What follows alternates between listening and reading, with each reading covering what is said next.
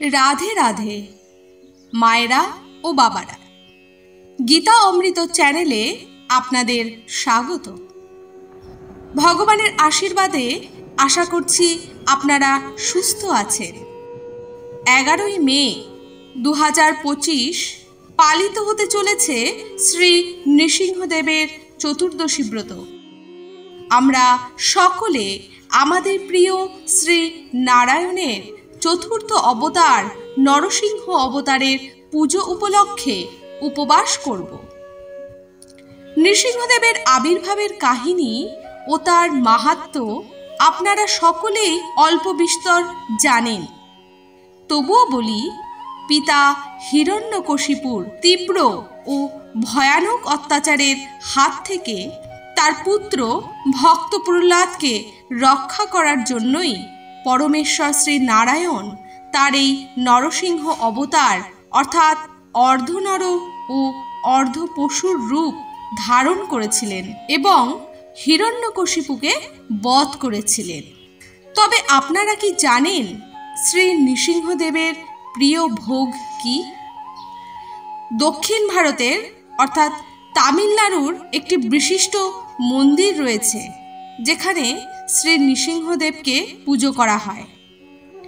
এই মন্দিরে প্রত্যেক দিন ভগবানকে একটি বিশেষ পানীয় অর্পণ করা হয় যার নাম পনকম। চলুন জেনে নিই এই পনকম তৈরির পদ্ধতি। একটি পাত্রে কিছুটা ঠান্ডা জল নেবেন, তাতে কিছুটা আখের গুড় কেটে দেবেন। এরপর এটি ভালো করে জলে গুলিয়ে নেবেন। তারপর তাতে গোলমরিচের গুঁড়ো, এলাচের গুঁড়ো, মৌরি গুঁড়ো, লবণ ইত্যাদি সামান্য পরিমাণে দেবেন।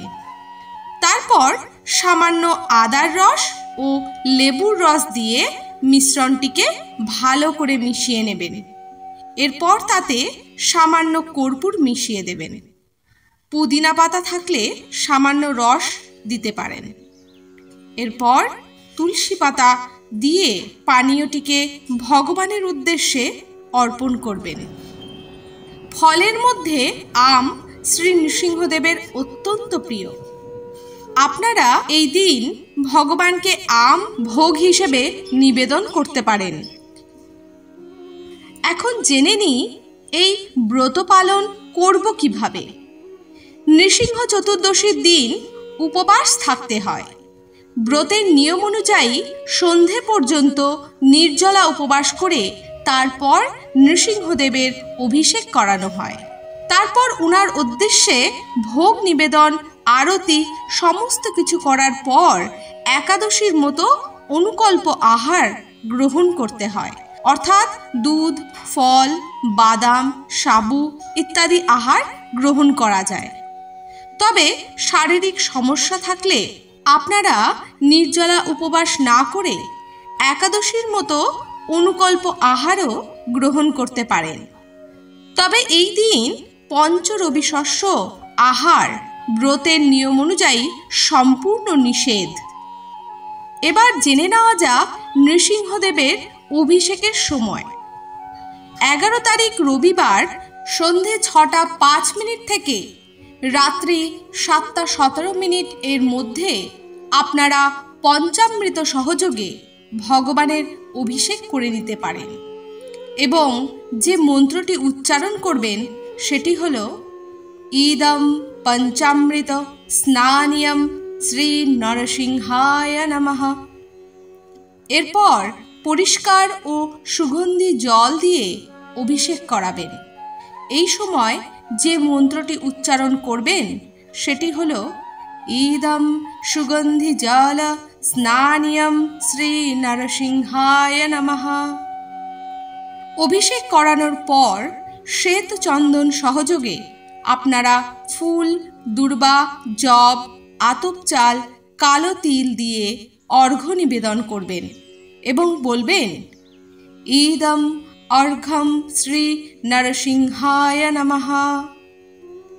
শ্রী নৃসিংহদেব যেহেতু শ্রী নারায়ণের এক রূপ, তাই নারায়ণের পুজোর মতোই শ্রী নৃসিংহদেবকেও তুলসীপত্র নিবেদন করা হয়।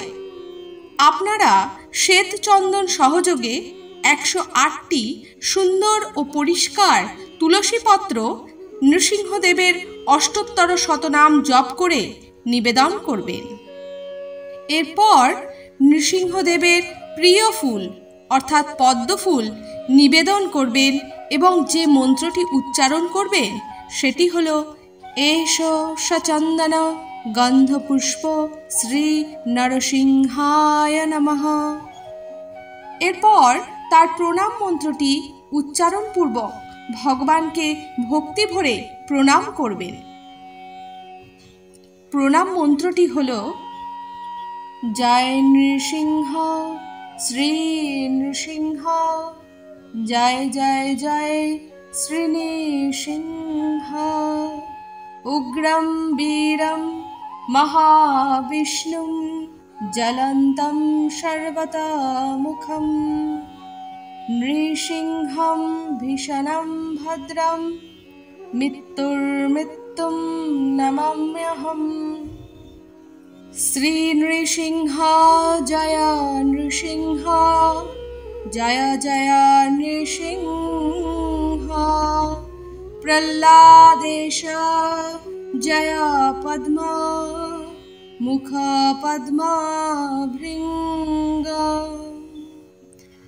সন্ধ্যায় আরতি করবেন, তখন আরতি মন্ত্রটি করতে পারেন। নমস্তে নরসিংহায় প্রহ্লাদলাদদায়িনে হিরণ্যকশিপর্বক শিলাটঙ্কানখালয়ে, ইতো নৃসিংহ পরতো নৃসিংহ, যত যত যামি তত নৃসিংহ, বহির্নৃসিংহ হৃদয়ে নৃসিংহ, নৃসিংহমাদিম শরণম প্রপদে, তব কর কমল বরে নখাদ্ভুত শৃঙ্গম দলিতা হিরণ্যকশিপু তনুভৃঙ্গম, কেশবধৃত নরহরিরূপা, জয় জগদীশ হরে, জয় জগদীশ হরে, জয় জগদীশ হরে। কেশবধৃত নরহরিরূপ, জয় জগদীশ হরে, জয় জগদীশ হরে, জয় জগদীশ হরে। নৃসিংহদেবের কৃপায় পরিবারের সুখ সমৃদ্ধি বজায় থাকে, আর্থিক ও পারমার্থিক উন্নতি হয়, মনের যে কোনো সংশয় নিমেষে দূর হয়। এতক্ষণ আমরা জানলাম ব্রতের নিয়ম এবং পুজোর বিধি। এখন জেনে নিই পারণের মন্ত্র এবং তার সময়। পরদিন অর্থাৎ 12 তারিখ সোমবার সকালে সূর্যোদয়ের পরে প্রাতঃস্নান সেরে সকাল 9টার মধ্যে ভগবানকে অন্ন বা মিষ্টান্ন ভোগ দিয়ে সেই প্রসাদ গ্রহণ করে পারণ সম্পন্ন করতে পারেন। চলুন জেনে নিই পারণ মন্ত্রটি কি। পারণ মন্ত্রটি হল ইদম নৃসিংহ চতুর্দশী ব্রতফলম সর্বেষাং শ্রীকৃষ্ণম অর্পণম অস্তু। এইভাবে আপনারা ব্রত এবং পরদিন পারণ সম্পন্ন করতে পারেন। নৃসিংহদেবের কৃপা আপনাদের ওপর সর্বদা বজায় থাকুক। ভগবানের মাহাত্ম্য প্রচার এবং আমাদের পারমার্থিক বিকাশের স্বার্থে তৈরি গীতা অমৃত চ্যানেলের এই আধ্যাত্মিক ভিডিওগুলো আপনাদের ভালো লাগলে এবং কার্যকরী মনে হলে চ্যানেলটি অবশ্যই সাবস্ক্রাইব করবেন। হরে কৃষ্ণ हरे कृष्ण कृष्ण कृष्ण हरे हरे, हरे राम राम राम हरे हरे।